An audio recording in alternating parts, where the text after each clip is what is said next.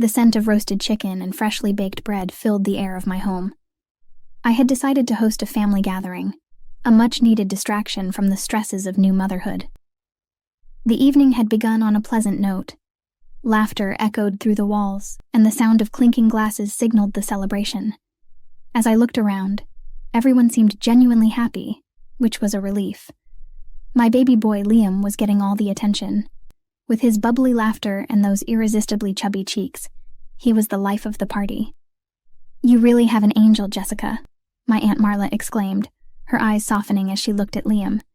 "He has your eyes, you know." A smile spread across my face.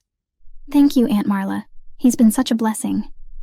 "Your first child is always special," my cousin Lucy chimed in, her own toddler wriggling in her lap. "Enjoy these moments. They grow up so fast." As we chatted, I could feel Miranda's eyes on me. My sister-in-law always had this smug, almost envious look whenever Liam was around.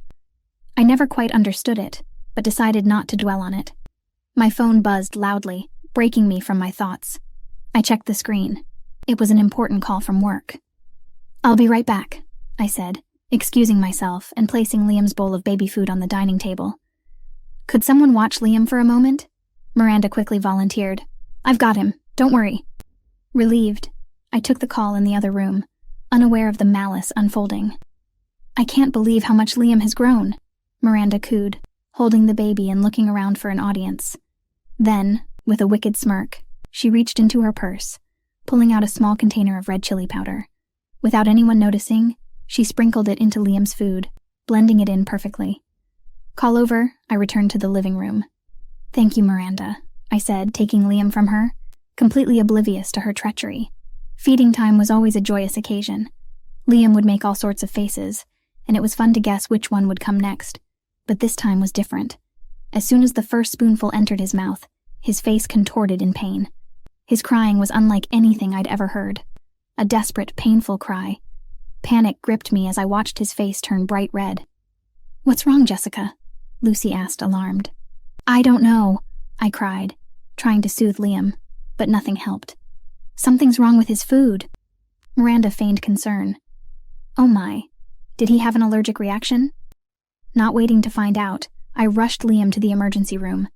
The doctors worked swiftly, determining that his food had been spiked with something spicy. As realization dawned, a cold fury took over me. The evening that was supposed to be filled with love and laughter had turned into a nightmare. Someone had tried to hurt my baby, and I was determined to find out who.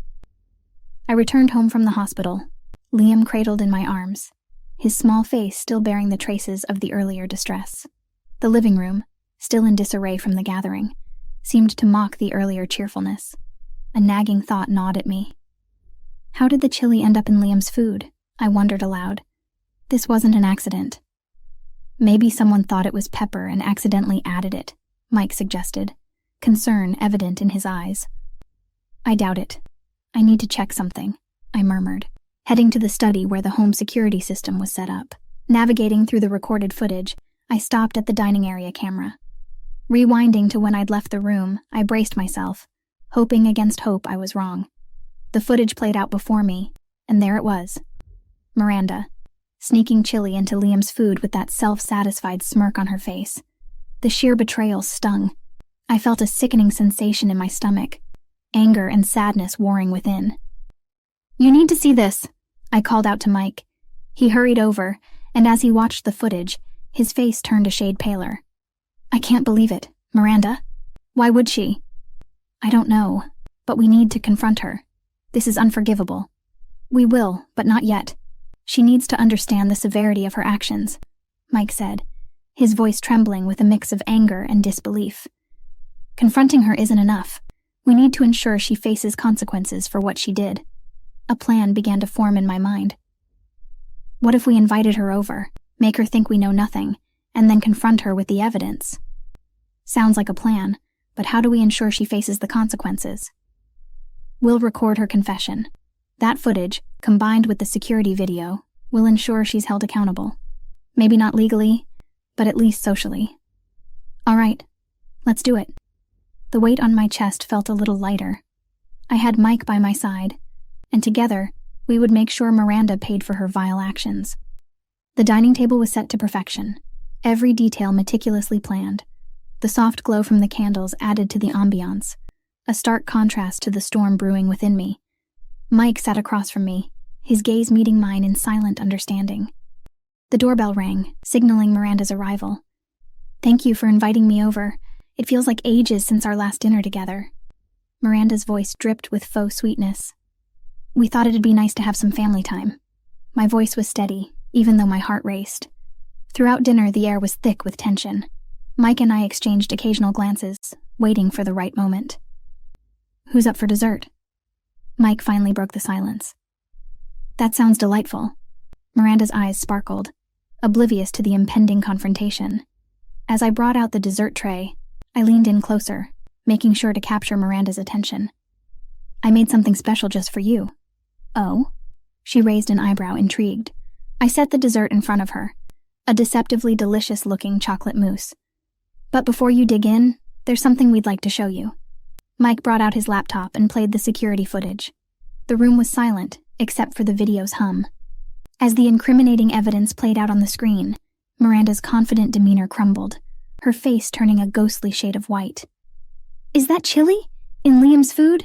Why would you—" "It wasn't me," she interrupted, her voice shrill. "That video could be doctored. I would never harm Liam." "It's directly from our security system, Miranda. There's no tampering." "Maybe it was a mistake, or a joke. You know how we prank each other." "Spiking a baby's food is no joke." My voice quivered with rage. "I didn't do it." Her defiance was still intact, but her eyes betrayed fear. "Why don't you have some dessert? Maybe it'll calm your nerves." I motioned towards the chocolate mousse. Without a second thought, Miranda scooped up a spoonful and took a bite. Almost instantly, her confident smirk turned into a grimace. Her eyes widened in shock, her face reddening as the heat spread through her mouth. What's in this?" she gasped, grabbing her throat. "Just a special ingredient. The world's spiciest pepper extract," I replied coldly. You did this to me?" Tears streamed down her face, her earlier bravado completely gone. "Yes, just a taste of your own medicine," Mike added. Miranda rushed to the sink, desperately trying to wash away the burning sensation, but the fiery heat persisted. She gulped down glass after glass of water, her face a mixture of pain and humiliation. As she tried in vain to find relief, the weight of her actions bore down on her. The realization of the pain she'd caused Liam, and the fiery retribution she now faced, was a poetic justice I hadn't anticipated, but wholly welcomed. The days following the spicy confrontation were a whirlwind. Word spread like wildfire about Miranda's malicious act. Neighbors whispered, parents at the local park exchanged glances, and our friends were aghast. It wasn't long before someone shared the story on social media, and soon enough, it became a trending topic in our community. "I can't believe people we've never even met are talking about it." Mike showed me a post on his phone, with hundreds of comments condemning Miranda's actions. "Did you see this meme? They've turned Miranda into the spicy ant meme." I couldn't help but laugh at the irony of it all. Everywhere Miranda went, she was met with whispers, pointed fingers, and disdainful glances. The same society that she once reveled in being a part of now shunned her. It was as if she had a scarlet letter branded on her forehead, a mark of shame that she couldn't escape. "We can't stay here, Jessica. It's too much for Liam." I nodded, understanding Mike's concerns. "Let's move. Somewhere quiet, where Liam can grow up without the shadows of the past looming over him." So we packed up our memories, leaving behind the pain and the drama, and moved to a quaint town a few hours away. The neighborhood was peaceful, the air fresher, and most importantly, it offered us the chance to start anew. The years rolled by, and our wounds slowly healed. Liam flourished, growing into a cheerful, confident child, oblivious to the trials of his infancy. But as he grew, so did the legend of his protective parents, and I found myself becoming a beacon of hope and strength for other mothers in our new community. It's so important to be vigilant. You never know where danger can come from, even from within the family. I'd often share with young mothers over coffee meetups, hoping that our story could serve as a cautionary tale. One day, as Liam played in the park, a familiar figure approached. It was Miranda, looking older and wearier. "I heard you were here. I wanted to apologize." Her voice trembled, her eyes swollen from what looked like years of crying. "You hurt our son. A simple apology won't erase that." I stood my ground, guarding Liam from afar. "I know. I was wrong. I've lost everything, Jessica. My reputation, my friends, my family. You brought it upon yourself." She nodded, tears rolling down. "I just wanted you to know I'm sorry, truly. We've moved on, Miranda, and I suggest you do the same." With that, I turned away, leaving her standing alone, a solitary figure in the midst of a bustling park. As Mike, Liam, and I walked back home, I felt a weight lift off my shoulders. The past was behind us, and the future was a canvas of possibilities. Our love for Liam had seen us through the darkest of times, and it was this love that would light our path forward.